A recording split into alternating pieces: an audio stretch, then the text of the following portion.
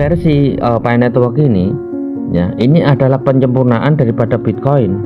Tentu harganya lebih mahal dong, Min. Iya, kenapa tidak mahal, ya? Jadi ini proyek yang sangat luar biasa. Pi Network ini proyek yang sangat luar biasa. Mau tidak mau teman-teman harus ikuti perkembangan terbaru dari Pi Network. Ya, mau itu mengikuti tentang perkembangan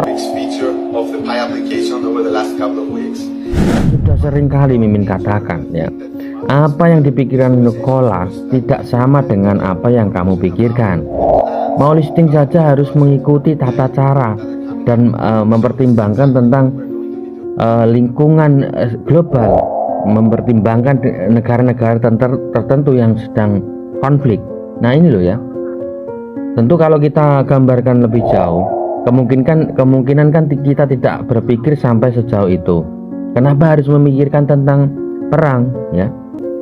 Karena beberapa sebagian orang peneliti kripto yang selama ini jauh meneliti bahwa Pi Network adalah sebagai nanti mata uang, ya, yang bisa dinikmati miliaran orang. Ya tentunya untuk adanya konflik ini akan mengganggu dong, ya, akan mengganggu dong. Apalagi untuk koin Pi ini komunitasnya di Arab, di Timur Tengah lumayan banyak, ya, dan bahkan banyak juga ya di Afrika, di Timur Tengah, di Baghdad juga ada, ya. Kalau misalnya konflik ini meluas sampai ke Timur Tengah, sebagian besar Timur Tengah ini kan Gaza dan Israel, itu akan memperlambat.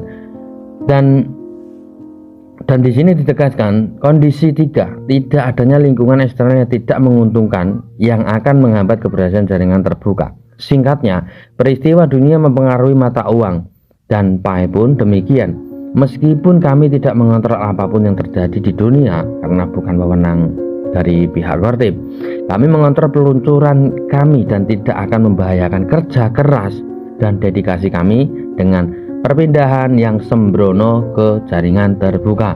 Nah ini loh bro, makanya orang-orang yang melihat proyek daripada Pi Network sekilas, ya, itu pasti orang tersebut akan mencemooh, mengecek dan lain sebagainya. Karena apa? Pertimbangan dari Dr. Nicholas, kematangan daripada Dr. Nicholas ini dipertimbangkan dengan sematang mungkin.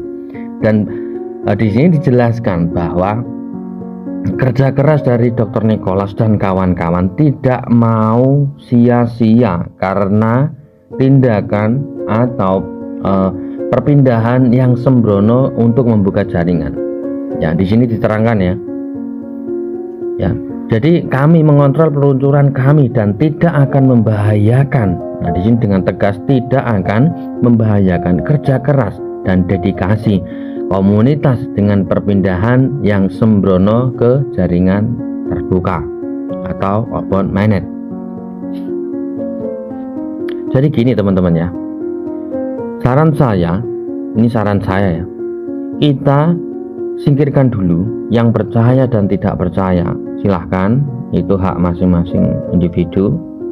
Tapi mari kita berpikir sejauh ini, kenapa koin Pi ini istimewa, ya. Kita berpikir positif dulu ya. Kenapa koin Pi ini penuh dengan misteri yang sangat luar biasa. Ini mencakup internasional loh ya, bukan hanya penipuan hanya satu negara. Kalau orang-orang pembuli kan mengatakan Nicholas penipuan, ya, bahkan pembuli kan berkata Nicholas penipuan, Nicholas membodohi orang banyak.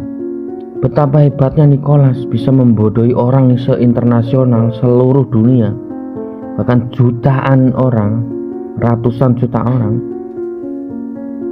ya. Nicholas itu sebenarnya membuat terobosan ini, manfaatnya itu sangat luar biasa. Koin Pi sebagai alat pembayaran, kalau bukan mata uang apa bro, ya, tapi mata uang yang tidak terikat di suatu negara satupun di suatu negara di seluruh dunia, ya. Dan beberapa waktu yang lalu ada konferensi atau wawancara antara CNBC ya, CNBC dengan Dr. Nicholas, ya, bahwa target utama Pi Network adalah bukan investor tapi pioneers, ya.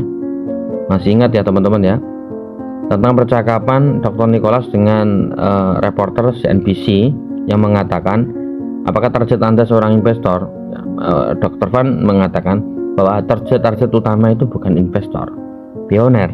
Karena sejujurnya proyek daripada Pi Network ini ya terinspirasi dari Bitcoin gitu loh bro ya.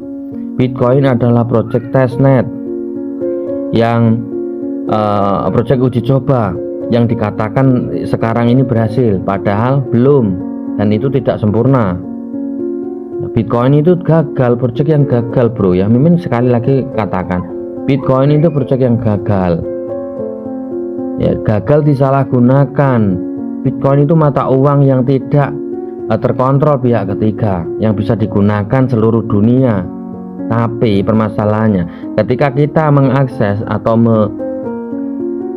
menambang koin tersebut harus membutuhkan komponen-komponen yang mahal. Nah, disederhanakan oleh Dr. Nicholas menggunakan alat-alat yang sederhana yang hanya menggunakan smartphone atau HP. Ya. Setelah itu, fungsinya sangat berbeda. Fungsi dari Bitcoin, ya, fungsi penciptaan Bitcoin adalah agar membuat mata uang yang tidak terkontrol pihak ketiga, yaitu perbankan. Ini loh yang teman-teman harus pahami lebih jauh ya. Nah, di versi Pi Network ini ya, ini adalah penyempurnaan daripada Bitcoin. Tentu harganya lebih mahal dong Min. Iya, kenapa tidak mahal ya? Jadi ini proyek yang sangat luar biasa. Pi Network ini proyek yang sangat luar biasa. Mau tidak mau teman-teman harus ikuti perkembangan terbaru dari Pi Network. Ya, mau itu mengikuti tentang perkembangan perang, harus berhenti tentang berhentinya perang tidak harus berhenti total. Tapi kan ini sedang rame-ramenya bro ya, sedang rame-ramenya konflik internasional antara Palestina dan Israel ya, antara Rusia dan Ukraina.